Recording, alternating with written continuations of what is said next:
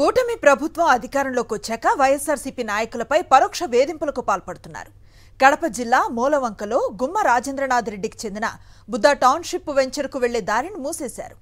బాగున్న బ్రిడ్జిను బాగోలేదంటూ తప్పుడు నివేదికలిచ్చి గోడ కట్టడంతో పాటు హిటాచీ మిషన్స్తో బ్రిడ్జిను పాక్షికంగా ధ్వంసం చేశారు. టీడీపీ నేత అండతో టౌన్షిప్ వెంచర్కు వెళ్లే దారిలో రోడ్డుపై గోడ కట్టారు ఆర్ఎండ్బీ అధికారులు. వైఎస్ఆర్సీపీ జిల్లా అధ్యక్షుడు రవీంద్రనాథ్ రెడ్డి, మేయర్ సురేష్ బాబులు కలెక్టర్ శ్రీధర్ను కలిసి ఘటనపై వినతి పత్రం అందజేశారు.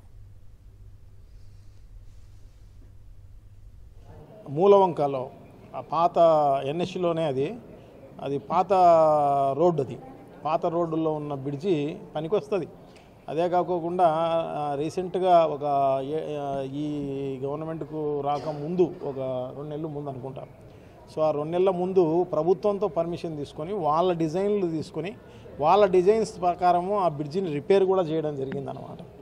సో అటువంటి పనికొచ్చే బ్రిడ్జిని అంతగా తయారు చేసి బాగా తయారు చేసిన బ్రిడ్జిని వారు మరి ఎన్హెచ్ఓళ్ళు ఎందుకు కూలగొట్టాలనుకున్నారో, ఎందుకు దాన్ని మూయాలనుకుంటున్నారో వాళ్ళకే తెలియాలి మరి.